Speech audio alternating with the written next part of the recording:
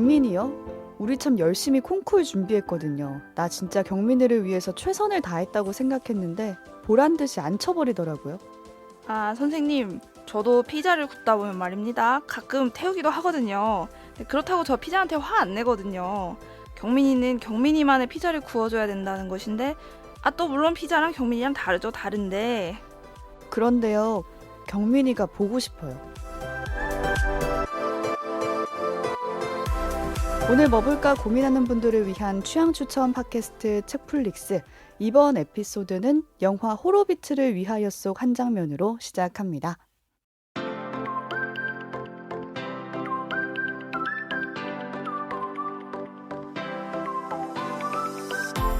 안녕하세요, 책디입니다. 오늘도 책플릭스 함께 만드는 두 분 나와 계세요. 안녕하세요. 오지랖 넓은 오지입니다. 이것저것 덕질하는 덕PD입니다. 네, 오지가 사라진 줄 알았는데 오랜만에 돌아왔습니다. 네, 일의 불구덩이에 빠져있던 소문을 들었는데 살아서 돌아왔네요. 제가 걸어 들어오길래 다행이라고 생각했어요. 정말 100년 만에 신규 준비하느라 제가 지금 밤낮 없이 하고 있는데, 반대로 일에 약간 치여 살다 보니까 이 책플릭스 녹음 부스가 어찌나 그립던지 맞아요. 오, 네, 마음은 항상 이제 향해 있었습니다. 아주 긍정적인 효과네요. 네. 저는 이 오프닝 보고 오프닝을 보다가 이게 뭔 얘긴가 싶었는데 제목이 호로비츠를 위하여더라고요. 그래서 피아니스트 이런 관련된 이야기인가? 라는 생각이 들었고, 또 일단 콩쿠르를 같이 준비한 선생님의 얘기가 첫 마디에 나오는 거잖아요. 근데 그 마디에서 뭔가 배신감도 느껴지고 경민이를 향한 원망도 느껴지는데 마지막에는 또 보고 싶다고 하니까 도대체 경민이라는 학생이 뭐길래 이렇게 애정을 가지고 선생님이 보살피려고 하는지 끌고 가려고 하는지 그게 좀 궁금해지는 대목이었던 것 같아요. 네. 우리 지난 시간에 얘기했죠. 입체적이다 사람은. 애의 증인 거죠. 그리고 저는 이거 보고 자식은 뜻대로 안 된다고 하지 않습니까? 그렇죠. 제자도 뜻대로 되지 않는다. 그렇죠. 피자도 뜻대로 되지 않는다. 뜻대로 되는 게 하나도 없다. 그렇죠. 그런데 이제 또 이게 결국 마지막에 보고 싶어요로 끝나잖아요. 이것은 뭔가 감동 포인트다. 그러니까 개봉 당시에 제가 영화관에서 봤던 기억이 있거든요. 아, 그래요? 근데 그 뒤로 다시 안 봐서 그런지 지금 애매하게 기억이 나요. 그래서 지금 오늘 소개가 굉장히 기대가 됩니다. 네, 아니 그러면 책디님은 아직 호로비츠를 위하여 이 영화 보지 않으셨고, 네, 전혀 몰라요. 덕피디님은 가물가물하게 기억나는 18년 전의 기억을 상태에서 가지고 있는 상태입니다. 네, 시간을 돌려 이 영화 오늘 한번 이야기 나눠보려고 합니다. 네, 그럼 오지가 준비한 영화 호로비츠를 위하여 소개 들어볼까요? 네, 호로비츠를 위하여 벌써 오래된 영화예요. 2006년 개봉작인데 벌써 어. 세월이 몇 년이야? 18년. 무려 20년에 가까워지는 오래된 있을 영화인데, 때요. 네. 저는 이 시절 한국 영화 감성이 요새 약간 꽂혀가지고 되게 재밌게 보고 있거든요. 이게 막 왕의 남자 나오고 이 시절이에요. 괴물 나오고. 그 영화 2000년대 초반부터 해가지고. 근데 저는 이 영화를 사실 어떻게 기억하냐면, 중간고사나 기말고사 뭔가 시험이 끝났던 상황에 보통 학교의 선생님들이 국룰 아닙니까? DVD 틀어주는 거? 뭐 하나 틀어줘. 이제 연식 나오죠. 그래서 DVD를 CD를 하나씩 챙겨가지고 그거를 틀어주는데, 수업 시간이 보통 1시간, 2시간이 안 되니까 한 40분, 30분씩 끊어서 이렇게 몇 주째에 걸쳐서 보여주는 게 국룰이었는데, 그때 제가 이 영화를 그렇게 봤던 기억이 나는 거예요. 그래서 음악시 선생님이 틀어주셨던 영화니까 음악을 주제로 한 영화라는 힌트는 이제 얻으실 수 있겠죠. 그래서 이 영화가 음악을 주제로 하지만 사실은 어떤 주인공의 어떤 내적인 성장과 또 어떤 천재성에 대한 이야기, 이런 것들을 두루 담고 있는, 아마도 덕PD가 굉장히 좋아할 만한 코드가 많은 그렇죠. 이런 성장서사 담고 있는 영화입니다. 책디도 4월은 너의 거짓말 재밌게 봤으면 이 영화도 왠지 재밌게 볼 확률이 있어요. 호불호 안 갈릴 영화. 약간 심파도 있지만 그럼에도 충분히 소개할 만한 어떤 부분들이 많아서 들고 와봤는데요. 우선 줄거리를 좀 말씀드리면, 주인공은 엄정화 배우의 아주 풋풋한 모습을 볼 수 있는 18년 전 엄정화. 네, 피아노 선생님 지수입니다. 이 지수라는 인물은 피아노를 전공해서 정말 위대한 피아니스트가 되는 게 꿈인 사람이에요. 그래서 항상 그 선망하는 동경의 대상이 바로 위대한 피아니스트 블라디미르 호로비츠라는 인물이에요. 그래서 이 호로비츠 사진을 딱 자기 개업한 학원에 걸어놓고 액자를, 저 사람처럼 언젠가 위대한 연주자가 되리라. 그러니까 누군가를 가르치고 이제 누군가를 위해서 내 피아노를 쓰는 게 아니라 내가 내 연주로서, 내 음악으로 뭔가 많은 박수를 받는 그런 인물이 되고 싶은 꿈이 있어요. 근데 현실은 어떠냐? 조그만 변두리 지역에, 변두리라는 말이 나와요, 대사에. 그 동네 상가 2층 건물에 아주 다 무너져가는 이전에 뭔가 피아노 학원을 했었던 자리인 것 같긴 한데 거의 다 폭탄 맞은 자리를 헐값에 사서 겨우겨우 조그만 학원을 하나 차립니다. 먹고 살아야 되니까. 그쵸. 당장 이 피아노로 자기가 연주자로서 이제 생계를 할 수 없는 상황이니까 이제 학원을 차리지만 그 마음 한켠에서는 난 호로비츠처럼 될 거야. 그래서 레슨도 처음에는 전공자만 소수만 받아서 가르치고 자기는 연습에 매진하겠다. 이런 야심찬 꿈을 갖고 시작을 합니다. 아하, 영화는. 네. 벌써 불길하죠. 그러게요. 잘 될 리가 없잖아요. 근데 현실을 지금도 되게 쉽지 않은데 더 힘들게 만드는 요소는 같이 공부했던 이제 음대 대학 동창들은 막 누군가는 막 벌써 유학도 다녀오고 어디 교수가 돼서 막 정말 막 클래식 잡지 표지에 나오는 유명한 어떤 피아니스트가 돼서 승승장구하는 동창들이 있는가 하면 또 다른 동창들은 지도 교수님 연주회마다 쫓아다니면서 잘 보여서 강사, 새끼 강사 자리라도 얻어서 이제 그렇게 나가보려는 현실과 타협하는 친구들도 있는 거고 그 가운데서 지수는 오로지 나는 나만의 길을 간다. 호로비츠를 딱 이렇게 멀리 바라보면서 이제 고고하게 걸어 나가는 상황입니다. 그렇게 실력이 좋은가? 이게 또 제가 옛날에 애매한 재능에 대해서 우리 한차례 또 그러니까. 다뤘죠. 이 애매한 재능의 문제일 수도 있고 여러 가지 문제들이 있어요. 이거는 저는 그 음악 전공자들의 되게 삶을 조금 디테일하게 담았다고 생각은 하는데 본인도 복잡한 마음이에요. 내가 그렇게 연주로 이름을 날릴 만큼 천재인가? 그게 아니라는 건 본인이 가장 잘 알잖아요. 근데 엉뚱한 원망들. 엄마는 나 유학 안 보내줘가지고 나도 그래서, 유학만 갔으면 저렇게 저 정은이처럼 될 수 있었는 정은이가 그 성공한 동창인데 그런 친구들을 막 질투하면서도 친구들이 우리는 적당히 시집자리 잘 찾아가지고 시집가면 장땡이야. 너네는 시집 가려고 피아노 배웠니? 막 이러면서 이제 자기의 그런 소신도 분명히 이제 타협하지 않는 여러 가지 복합적인 면을 갖고 피아노 학원이 드디어 문을 엽니다.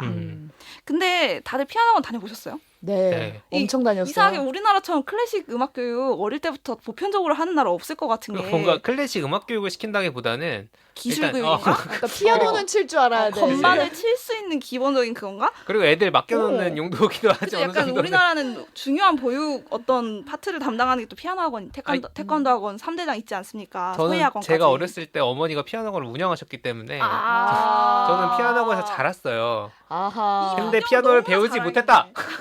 엄마한테는 아무것도 배우지 못한다. 원래 자식들은 못 배울 못 수가 가르쳐 있어요. 못 가르쳐. 저도 네, 어렸을 천추의 때 아니다 지금.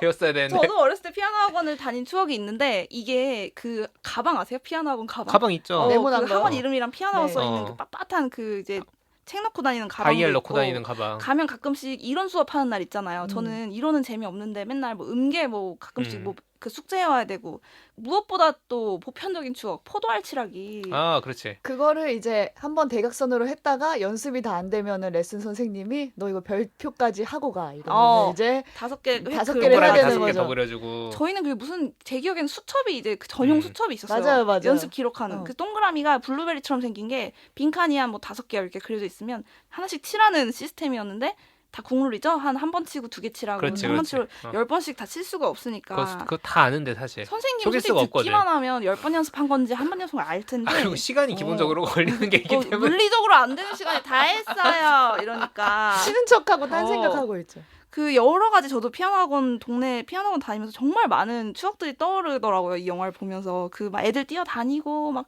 가자 묻은 손으로 피아노 치고 막 방방이 이렇게 방음 이렇게 된 문 달려 있고 막 그 풍경들이 너무 이제 추억을 불러일으키기도 했는데요. 실제로 이제 전공자 몇 명만 뽑아서 아주 소수 정예를 가르치겠다는 꿈과는 달리 동네 아이들 이제 오고 가는 아이들 몇 명을 이제 겨우 이제 섭외를 해가지고 가르치면서 생계를 이어가는데. 쉽지 않죠. 막 애들은 막 뛰어다니고 더 끔찍한 거는 이제 상가의 동네 이웃들과도 좋은 관계를 맺어야 되잖아요. 그러니까. 자영업을 하려면. 어렵단 게. 자꾸 문 열고 찾아오는 인물이 있습니다. 1층 이 피아노 학원 2층인데 1층에서 피자집을 운영하는 노총각 사장님이 한 명 있어요. 맛있겠다. 그 사람이 자꾸 시도 때도 없이 막 피자 이거 신메뉴 테스트라고 막 들고 오고 아니, 수작질이야. 수작을 들고 오니까 솔직히 자영업자들 지금 현실에선 진짜 무서울 거예요. 문 벌컥벌컥 유고 그러면 안 되지. 불특정 다수가 찾아올 수 있는 공간이라는 거잖아요. 그런 상황에서 막 좀 귀찮기도 하지만 또 이 남자가 호감을 표현하기 싫지만은 않지만 또 귀찮아요. 그래서 막 여러 가지를 대응하는데 여기에 최고봉을 찍는 한 아이가 등장을 합니다. 이 아이가 이제 또 다른 주인공 경민인데요.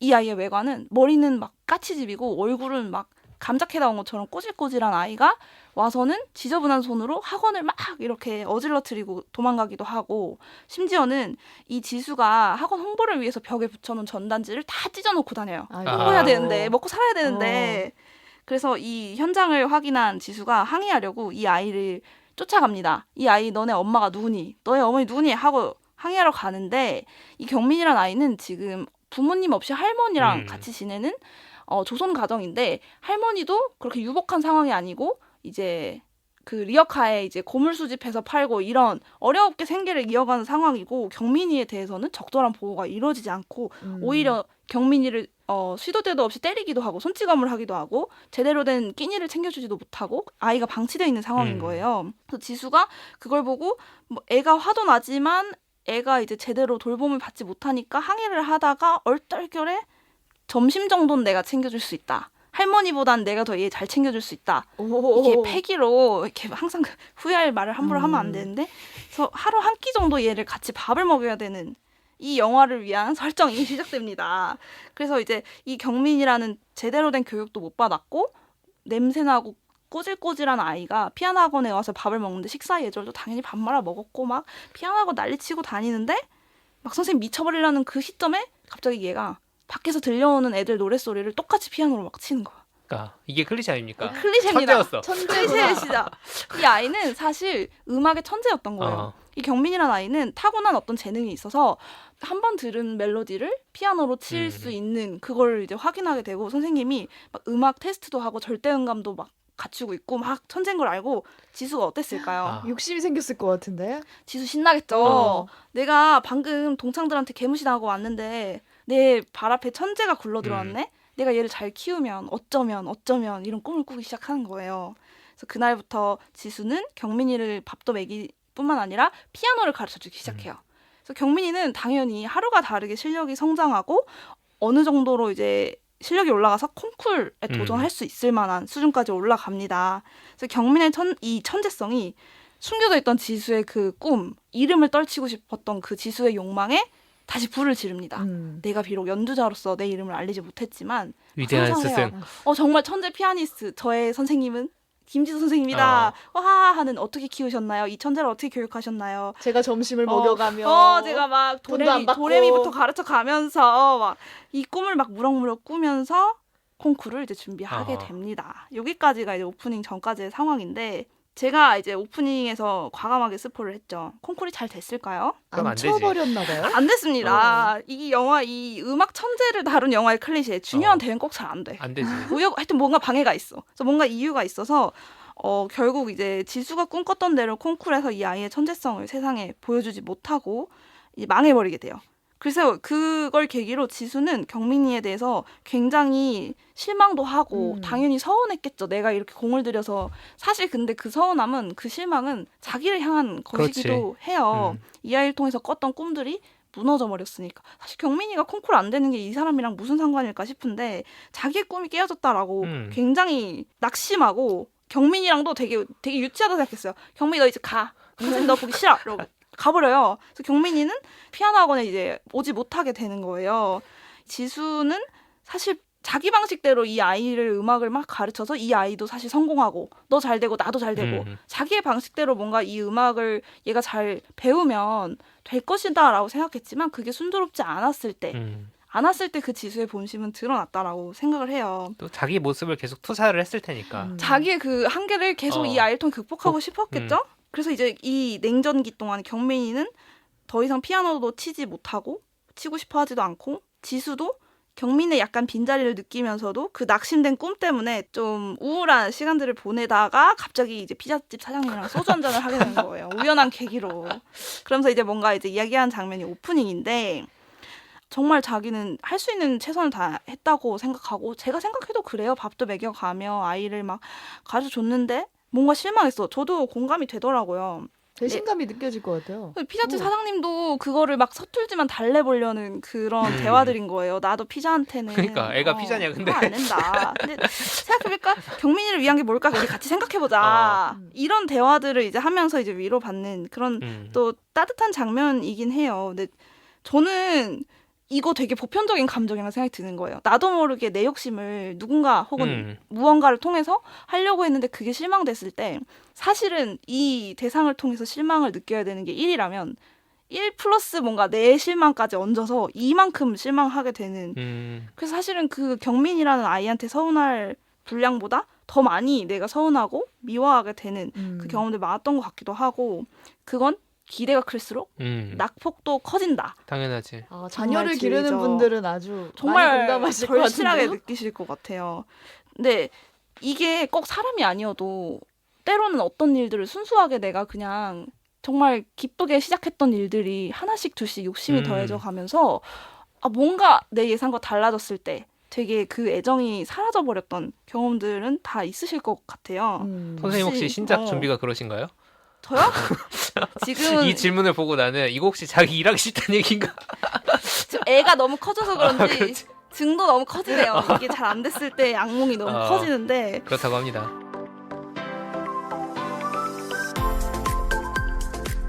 저 같은 경우는 책 읽기가 그런 것 같은데 제가 어? 한때 북튜버를 한번 해보겠다고.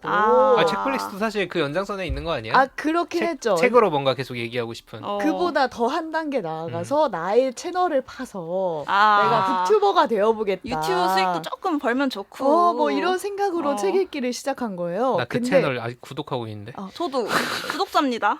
해주세요. 안 하기 때문에 해지해주시고. 보더라.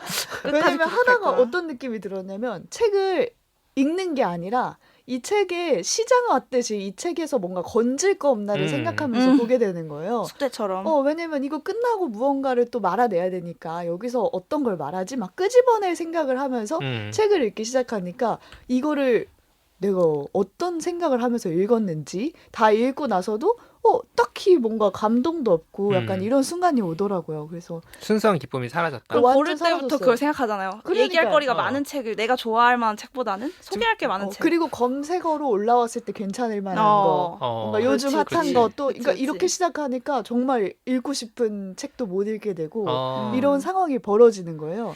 그래서 지금도 어쨌든 책플릭스라는 프로그램을 할 때도 이걸 소개하려고 읽게 되는 책들도 있잖아요. 지금 나는 자기 좀 부정인가? 뜨끔하고 이런 있었어. 지금 자기 부정하고 있는 거야. 근데 그래서 어떻게 방식을 고쳤냐면 일단 읽어요. 다 읽은 다음에 그 다음에 이제 거기서 어떤 걸 말할지 끄집어내고 그러니까 그 후에 생각을 하는 거죠. 자기가 재밌게 안 본 작품은 소개가 안 되죠. 사실 맞아요. 어떻게 보면. 쉽지 않죠. 버벅거리죠.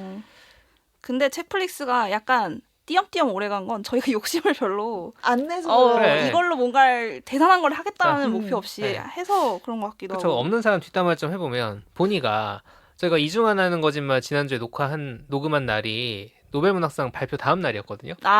그랬죠. 그 다음 날 맞아요. 점심시간에 녹음을 해가지고 편집해서 올렸는데 그 전날 밤에 한강 작가의 노벨문학상 수상이 전해지자마자 이거 우리 한강으로 바꿔야 된다.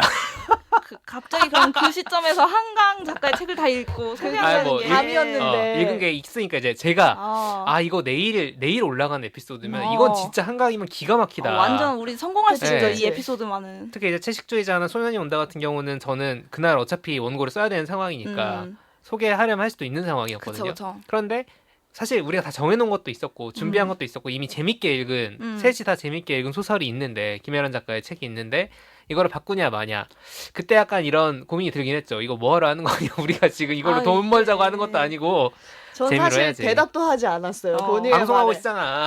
아니 그 나중에 카톡 나중에 봤을 확인했지만 때도, 그건 무리다.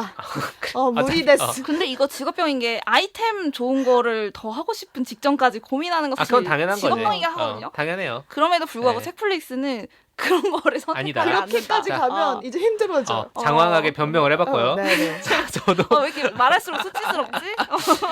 저도 좋아서 시작했는데 욕심이 생겨 행복하지 않았던 경험이 저는 지금은 이름을 왓챠피디아로 바꾼 예전에 이제 왓챠 네. 지금 플랫폼이 됐죠. 아예 OTT 플랫폼이 된 왓챠가 예전에는 별점 남기고 평 남기는 소셜 네트워크 서비스에 한정돼 있을 때 그때 되게 열심히 남겼거든요.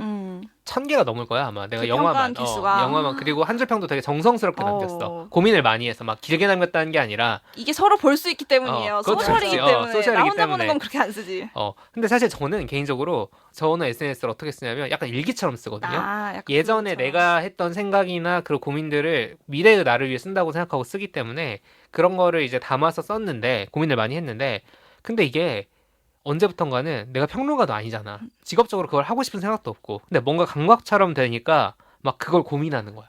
별점을 얼마나 줘야 되지? 나의 기준은 무엇이? 그냥 순수하게 너무 좋았어 이러면 5점 하면 되고 조금 괜찮았어 하면 4점 하면 돼. 이렇게 하는데 막 4.5, 4의 차이는 뭐고 얘는 왜 3인데 쟤는 3.5지? 내가 혼자. 4라고 줬는데 남들이 별로라고 하면 어떡하지? 그리고 남들이 얘는 왜 이 영화에 3.5를 줬을까를 혹시 볼까봐 보고 막 너는 왜 그런 이상한 영화에 5점을 줬니? 막 이런 거지. 그럴까봐. 영화 볼 줄 모르네. 솔직히 아무도 관심 없는데 그런데 이런 작품에 대한 기억, 생각, 기록을 남기는 게 사실 나를 위한 거였는데 언제부턴가 그걸 의식하기 시작을 하면서 안 하게 됐어요. 제가 한 2, 3년 안 했을 거예요. 재미가 그래가지고. 없으니까. 그걸 하는 게 나한테 기쁨이 아닌 거야 이제. 예전에는 그래가지고 영화 끝나면은 한 10분 정도 진짜 생각을 조용히 해가지고 내 생각을 정리를 해가지고 바로 했거든요. 그런데 이제 안 해. 그렇게 돼버렸어. 다시 해보실 생각? 난 솔직히 아쉬워. 나 그 시간을 되게 즐겼었거든. 해보세요. 다시 할까? 욕심을 버려. 약간. 욕심을 버려. 후하게도. 또 이미 버렸. 이미 안 한 지 오래되니까 근데 그러면 아니야, 이제 다시 시작해. 3년 전부터 다시 해야 된다라는 또 또 강박이 강박이 있어. 있어. 아니요, 정해드릴게요. 다 채워놔야 돼. 자, 지금부터요, 지금부터. 지금 이 시간부터 하되 네. 별점은 30초 안에 정한다. 이런 룰을. 아무튼 재밌었다. 추천드립니다. 이렇게라도 적어요. 재미 참 감동적이었다. 이렇게라도 네. 적는 게 그런 것들이 있습니다. 저도 되게 비슷해요. 저는 약간 다르지만 기록에 대한 강박이 가끔씩 있었지만 그걸 꾸준히 이어가는 힘이 없었는데 제가 옛날에 모았던 게 영화 전단지 아시나요? 옛날엔 영화관 가면 지금도 포스터. 있어요. 네. 팜플렛 요새는 있죠. 근데 그거를 이렇게 모으는 사람이 많이 없고 그거를 뭔가 이렇게 영화관에서 영화를 보는 경험 자체도 횟수가 많이 줄었고 어렸을 때 저희 집 근처에 CGV 멀티플렉스가 처음 생겼을 때 집 근처에 진짜 가까이 생겨서 맨날 이제 밥 먹고 산책하듯이 그 영화관 쪽으로 이렇게 쭉 산책을 했거든요, 가족들이랑. 그럼 그때 영화관 구경을 가끔씩 하잖아요. 영화 보지도 않는데 그냥 영화 안 가보는 보는 거죠. 날에도 그게 딱 들어가기 좋게 돼 있었어요. 그래서 가면 새로 생긴 새로 개봉한 영화 전단지를 한 장씩 다 가져왔었어요. 사실은 카탈로그 개념인 거죠. 우리 그쵸, 그쵸. 저희 부모님과 함께 이제 그걸 들고 와서 집에서 구경도 하고 무슨 영화 볼지도 보고 거기 항상 그 시놉시스라는 단어를 그때 배웠어요. 거기 항상 시놉시스라고 적혀 있어서 근데 그거를 제가 이제 버리기가 아까운 거예요. 근데 그게 왜냐면 재질도 되게 전단지 재질이 바딱바딱하잖아. 바딱바딱하고 맞아. 또 신경 써서 디자인한 레이아웃들이기 때문에 영화 포스터처럼 옛날에는 사실 영화 포스터랑 비슷했죠. 그 레이아웃이. 그래서 되게 하나의 그림 예술 작품 같았어요. 그래서 그거를 모으기 시작한 거예요. 근데 그것도 의미 없이 그냥 모은 거야. 내가 본 영화만 모은 것도 아니고 누군가는 그걸 자기가 본 영화만 그걸 다 모으는 사람이 있더라고요. 제 주변에도. 근데 저는 그냥 기준 없이 그냥 그걸 저장이라고 하는 게 맞겠죠? 수집이 아니라 저장하기 시작한 거예요. 근데 이게 쌓이니까 클리어 파일 사가지고 있는 거 있잖아요. 클리어 파일에 하나씩 끼워서 다 모으고 그게 몇 년이 되니까 클리어 파일이 뚱뚱하게 양면으로 다 넣은 게 몇 권이 되고 가끔씩 막 사이즈 표준이랑 다른 영화 전단지도 맞아, 많이 나와요. 맞아. 특이하게 생긴 거. 그런 건 또 안 맞아. 클리어 파일에 사이즈가 안 맞으면 또 불행해. 이걸 잘라? 접어? 막 불행해져. 왜 이렇게 디자인해서 짜증나. 그래서 막 어떻게 해가지고 몇 권의 막 클리어 파일이 쌓이니까 그걸 나야 다시 보지도 않고 그 영화들이 어떤 나의 개인적인 영화 감상의 기록도 아니고 그렇다고 이거를 버리자니 너무 아까워서 몇 년을 이거지고 살다가 이제 큰맘 먹고 통째로 버린 적이 버렸어요.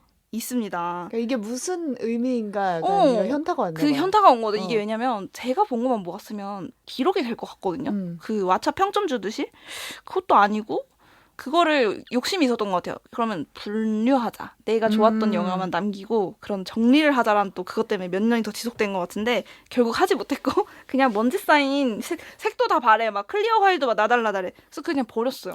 분리수거도 안 돼. 그렇게 돼, 이거는 근데? 전단지가 이제 분리수거 안 되는 재질이어가지고 저도 이번에 이사 정리하면서 그렇게 킵해놓은 거 그냥 그냥 이제 버릴 때 버려야 됐다 돼요. 생각이 들더라고. 저는 이제 정떼기라고 부르는데 정이 떨어질 때까지 그 시간이 필요했던 것 같긴 한데 하여튼 그 전단지라는 게 지금 다시는 뭐 갖고 오지 않아요 집에. 그런 류의 전단지가 엄청 많아서 제가 영화 전단지만 한 게 아니고 전시회 전단지, 역사 유적 전단지, 미술 관람 전단지 다 그런 류의 몇 개들이 다 있었어요. 제가 한 초등학교, 고학년, 중학교 때부터 다 싹 버렸고 다시는 전단지를 모으지 않습니다. 아무튼 이게 갑자기 처음에는 진짜 그냥 재미삼아 했던 게 이렇게 집착이 되는 경우들이 있는데 저한테는 지수가 음악을 바라볼 때 그런 복잡한 마음을 느끼지 않았을까라는 생각이 들더라고요. 경민도 지수도 처음에 만나서 피아노를 통해서 잠깐 행복했을 때는 그 연주하는 시간이 둘이 막 너무 행복해 보여요. 특히 경민이라는 아이는 어떤 세상에 딱 흑백의 세상에 딱 칼라의 그 조명이 딱 켜진 느낌? 근데 이 피자집 사장님의 조언을 좀 다시 떠올려 보면 경민이한테는 경민이만의 피자가 필요했던 게 아닐까. 그 때로 그 피자가 좀 타도 경민이가 그걸 맛있게 먹을 수 있는 피자라면 우리가 그 피자를 잘못된 피자라고 함부로 해도 될까? 그런 생각이 저는 좀 들었고, 지수가 이 피자집 사장님과의 대화 이후에 이제 이러저런 과정을 거쳐서 경민이랑 다시 화해하고 경민이의 어떤 세상과 경민이의 이제 마음을 이해하는 과정들이 당연히 이제 이어집니다. 근데 제 생각에 이 음악이라는 것도 피아노라는 게 같은 음악일 수 있지만 사람마다 그거를 바라보는 태도는 굉장히 달랐던 것 같아요. 그렇죠. 다 다르죠. 심지어는 지수 한 사람에게 있어서도 이 음악이 가진 의미가 한 가지나 이런 단편적인 한 가지가 아니고 여러 가지 의미였던 것 같은데, 때로는 이 음악을 통해서 내가 호로비츠가 될 수 있는 어떤 내 성공과 내 명예를 가져다 줄 수 있는 수단이었을 수 있고, 지수의 동창 같은 경우에는 내가 시집을 잘 갈 수 있게 날 포장해주는 어떤 포장지 같은 존재였을 수도 있고, 근데 제 생각에 경민이한테는 이 음악이 뭐였을까? 어떤 하나의 언어였던 것 같아요. 그러니까 경민이는 그 할머니 밑에서 이제 열악한 어떤 환경에서 살아나면서 누군가랑 사랑을 주고받아 본 적이 없는 아이인 거예요. 그걸 받을 줄도 모르고 줄 줄도 모르는 이런 아이가 음악을 만나서 이 음악을 통해서 사랑을 줄 수도 있게 되고 받을 수도 있게 되는 과정이에요. 그래서 저는 특히 인상 깊었던 장면이 하나가 있는데, 경민이는 연주도 잘하지만 들은 소리를 피아노로 해석하는 능력이 있는 아이인데 다람쥐가 이렇게 뽀로로로 걸어가는 걸 보고 다람쥐를 피아노 연주로 막 표현해내고 진짜 천재네. 냇물 소리를 뭐 피아노로 표현하고 이런 아이인데, 어느 날 어떤 아름다운 음악을 이렇게 연주를 해주면서 지수가 이거 뭐야? 이번에도 너가 만든 거야? 제목이 뭐야? 했더니 그 곡의 제목은 선생님이었던 거예요. 그 지수를 표현한 그 아름다운 선율로 경민이는 자신의 그 선생님에 대한 사랑을 표현하는 그 장면이 있어요. 그리고 지수에게 음악은 여러 가지였겠죠. 내가 성공하고 싶었던 어떤 도구일 수도 있고, 성공을 못하게 해준 열등감을 계속해서 주는 어떤 존재일 수도 있고, 자신의 애매한 재능을 자꾸만 보여주는 상징일 수도 있고. 근데 그 순간에 경민이가 이제 사랑을 배운다는 건 엄청 위대한 일이잖아요. 근데 그걸 가르치는 것도 굉장히 위대한 일인 것 같거든요. 그 순간에는 그 음악이 사랑을 주고받는 방법을 가르치는 위대한 사람으로 지수를 만들어줬다라는 생각이 들었어요. 그래서 이 지수라는 사람이 정말 진심으로 한때는 음악을 사랑했기 때문에 이것도 가능하지 않았을까. 그러니까 음악을 사랑하는 법을 자기가 몰랐으면, 단순히 내가 성공하고 시집 잘 가는 어떤 도구로만 여겼다면 이거를 할 수 있었을까? 저는 아니라고 생각하거든요. 그래서 진심으로 음악을 또 사랑했고 경민이라는 아이의 세상을 또 사랑하게 됐기 때문에 이걸 가르치는 그런 위대한 사람으로 거듭날 수 있지 않았을까. 음악뿐만이 아니라 우리가 성공을 위해서 노력하는 많은 것들이 가끔은 의미가 변질되기도 하잖아요. 원래 복합적으로 들어있는데. 그렇죠. 실제로는 그걸 100% 잃지는 않지만 그죠. 때로는 이 사랑을 간직한 채로 이 의미를 까먹기도 하는 돼요. 것 같아요. 예를 들면 음악 시간에 저는 이 영화를 봤잖아요. 근데 음악을 학교에서 왜 가르칠까 생각해보면 저는 음악으로 먹고 살 것도 아니고 음악이 삶의 뭐 실용적인 것도 아닌데 왜지? 저는 음악을 향유할 수 있도록 이제 가르쳐주는 것 같거든요. 누구나 이 음악과 미술과 세상의 여러 가지를 즐길 수 있도록 하기 위한 게 사실은 중요한 이유 중에 하나인데, 이 영화를 보는 시간 제외 대부분의 시간은 음악은 수행평가 빨리 대충 쳐야 되는, 그냥 음악 시간에 쉴 수 있는 그냥 그런 시간으로 바뀌었던 것 같아요. 그냥. 그건 이제 우리 학교의 문제지. 근데 이게 한국 교육 한국 교육의 문제가요. 문제죠. 그래서 대부분의 어떤 우리가 삶에서 공부하고 직장에서 노력하고 이런 것들이 본래 의미를 자꾸만 까먹도록 권하는 세상이 아닌가. 효율만 생각하도록. 그게 되게 잠깐 그런 차가운 걸 잊을 수 있는 시간이었던 것 같아서 낭만적이고 심파적일지언정 이 영화가 주는 감정의 그런 깊이는 되게 보편적인 느낌일 것 같습니다. 그래서 추천드립니다. 듣다 보니까 그 스승과 제자의 관계에서 스승한테 배울 수 있는 게 어떤 그 인격일 수도 있겠다라는 생각이 들었어요. 그러니까 그 지수라는 사람도 본인이 음악을 사랑하는 방법을 알았기 때문에 경민이한테 음악을 즐길 수 있는 방법을 또 알려준 그거 거잖아요. 중요하죠. 네. 근데 그 진짜 말한 대로 그 선생님이 음악을 대하는 방법이 어떤 수단에 불과했다면 경민이가 배울 수 있는 것도 그 수준에 그치는 것 뿐이니까 다시 한국의 교육 문제로 돌아갈 돌아가서 수밖에 없어. 스승님이 중요하다. 근데 이제 음악 쌤들은 아마 다 음악을 좋아했던 분들의 확률이 되게 그렇죠. 높아요. 그건 사실 개인의 문제라기보다는 진짜 우리 학교 시스템의 문제일 아 그리고 확률이 높지. 음악을 가르치는 게 꼭 되게 나쁜 일은 아니잖아요. 아, 좋죠. 누군가한테 이 난 좋은 음악을 일이라고 생각해. 전해줄 수 있다는 귀한 기회인데 때로는 이제 지수처럼 현실이 팍팍하고 그렇지. 때로는 내 생기가 팍팍해서 이게 그냥 수단으로 자꾸만 되는 거. 우리도 한때는 방송을 사랑했겠죠. 방송을 직업으로 삼기 전에 여전히요. 어떤 순간에는 테레비를 좋아하는 한 사람은 테레비 네네. 만드는 사람이 됐을 거고. 노코멘트 아무튼. 하겠습니다. 그리고 쿠키 사실이 하나 있는데 이 영화의 마지막에 성인이 된 경민이가 잘 자랐어요. 이 클래식한 신파 영화이기 때문에 위대한 피아니스트로 이제 금이 환영하는 어떤 씬이 나와야 되지 않겠습니까? 호로비츠가 되나요? 호로비츠처럼 위대한 피아니스트가 돼서 이제 연주자가 연주를 된 하는데 그 한 카트의 그 배역을 맡은 사람이 바로 김정원 피아니스트입니다. 김가든의 클래식 부문 와요. 여러분 많이 사랑해 주시기 사랑해주시고 바랍니다. 거기서 이제 다양한 이야기들 풀어주고 맞아요. 계시는 우리의 DJ. DJ 네, 저희 저희 회사 방송국에- 방송국 클래식 프로그램 DJ 하고 계시죠?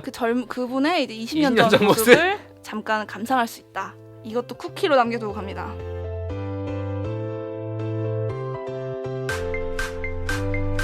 오늘 뭐 볼까 고민하는 분들을 위한 취향 추천 팟캐스트 책플릭스.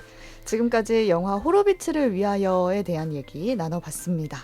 이제 클로징 코너인데요. 요즘 뭐 봤지? 덕 PD가 준비했습니다. 네, 오지가 음악 과목으로 가져왔지 않습니까? 네. 제가 음악 과목 후보작으로 생각했던 책을 하나 소개해드리겠습니다. 나는 앞으로 몇 번의 보름달을 볼 수 있을까? 음악 라는- 관련이에요? 네, 이거는 작년에 세상을 떠난 음악가 사카모토 류이치의 아, 에세이집입니다. 맞아요. 뭐 골든글로브, 그래미 어워드, 아시아 최초 아카데미 음악상 수상자 등등등 상을 붙이는 게 사실 큰 의미가 없어. 사카모토 류이치잖아 라고 하면 설명이 되죠. 주로 영화음악으로 많이 알려져 있긴 하죠. 뭐 전장의 크리스마스, 마지막 황제 같은 고전 명작부터 우리 한국 영화 남한산성의 음악 감독이기도 했고요. 여러 영화를 통해 자신의 음악을 선보였고 이제 현대 음악가로서 클래식 분야에서 활발하게 활동했습니다. 이 사카모토 류이치의 에세이, 유작 에세이인데 나는 앞으로 몇 번의 보름달을 볼 수 있을까? 제목부터 쓸쓸하고 죽음을 암시하는 그러게요. 유작 시한부 같아. 판정받은 그런 느낌이에요. 그 상황에서 쓴 거예요. 2020년에 이제 암이 재발했거든요. 근데 이제 처음에 암이 발병하고 치료를 받은 뒤에 다시 재발하면 사실 더 위험하잖아. 그리고 여기저기 전이가 되면서 그때 이제 받은 판정이 치료를 받더라도 5년 이상 살 확률이 50%다. 이걸 2020년에 진단을 받습니다. 이제 그 뒤에 어떤 잡지에 자신의 삶을 돌아보는 내용이 담긴 에세이를 연재를 한 거고 그 묶여서 나온 건데 인간관계나 어떤 사상 속 고민도 담겨 있겠죠. 죽음을 앞두고 있으니까. 그런데 역시나 음악에 대한 사유가 굉장히 밀도 있게 담겨 있습니다. 근데 막 엄청 어렵진 않아요. 벌써 슬퍼요, 근데. 에세이 한 편 내용을 짧게 소개를 해드릴게요. 대표곡이 메리 크리스마스 미스터 로렌스라는 곡입니다. 사카모토 류이치가 근데 죽기 전에 이 곡을 뛰어넘는 작품을 만들고 싶다라는 방식의 인터뷰를 한 적이 있대요. 예전에. 왜 그러냐라고 했을 때 이 곡을 작곡할 당시에 멜로디를 떠올리는데 걸린 시간이 30초 정도였대. 천재. 천재야. 이렇게 써 있어요. 정말로 피아노 앞에 눈을 감았다 떴더니 화음을 갖춘 멜로디가 짠 하고 악보 위에 있었다. 어떻게 이거 그래? 약간 게시로 내려온 거 아니야, 근데 멜로디가? 약간 그 창작하는 사람들은 이런 그런 방식으로 얘기할 때가 되게 많아요. 뚱땅뚱땅 하다 보니까 나왔다 라든가 우와 대단하다 천재라고 생각할 수 있는데 이 죽음을 앞에 둔 거장이 이렇게 얘기한 거야. 그러니까 1분이나 2분이라도 더 살 수 있다면 그만큼 새로운 곡이 탄생할 확률도 커지지 않을까요? 천재만 할 수 있는 생각이긴 하지만 그렇게 생각하니 30초 만에 정말 내가 미스터 로렌스를 만들었는데 30초 더 줘봐. 또 좋은 거 할 수도 있는데. 5년 정도 남았으면 알 수 몇 없는 곡을 거죠. 쓸 수 있어요. 이제 그러면서 이제 바흐나 드뷔시처럼 죽음 직전까지 작곡을 했던 클래식 거장들의 일화를 소개하기도 합니다. 그런데 여기서 끝이 아니에요. 그런 동시에 왜 나는 아직도 나의 대표작을 뛰어넘는 곡을 만드는 것에 내가 집착하고 있을까? 그 스스로에게 질문을 던지고 나름의 답을 찾아보고 그로 인해서 제가 앞에 말했던 이 곡을 뛰어넘는 작품을 만들겠다는 생각을 바꾸게 된 전환점에 대해 설명을 해줍니다. 이런 식으로 풀어가는 에세이예요. 궁금하시죠? 네. 찾아보시기 바랍니다. 이거 음악으로서의 가치도 있지만 어떤 경지에 올라본 사람의 이야기니까 거장의 이야기예요. 정말 궁금하기는 해요. 정말 재밌어요. 그리고 그리고 또 공감도 될 것 같아요. 내가 아니에요, 그냥 뭘 뛰어넘으려고. 뭐였길래? 뛰어넘을 게 없어. 그러니까 그걸 공감해 보려고 했거든요. 이런 거지. 20대 때 내가 나이 내가 리치 시절. 예뻤을 때 내 리치 시절을 뛰어넘었어. 저도 보내줬어요. 거의 추모하듯이 생각해. 그 시절 사진을 보면. 그러니까 다시 돌아갈 볼수 수는 없는 없으니까. 알겠습니다. 네. 오늘 준비한 얘기는 여기까지고요. 방송 들으시면서 떠오른 생각이나 또 다른 추천 작품이 있으시면 댓글로 남겨주시면 좋겠습니다. 주변에 책플릭스 입소문도 많이 내주시면 감사하겠습니다. 네. 저희는 다음 주에 새로운 에피소드로 돌아올게요. 청취해주신 여러분 고맙습니다. 감사합니다.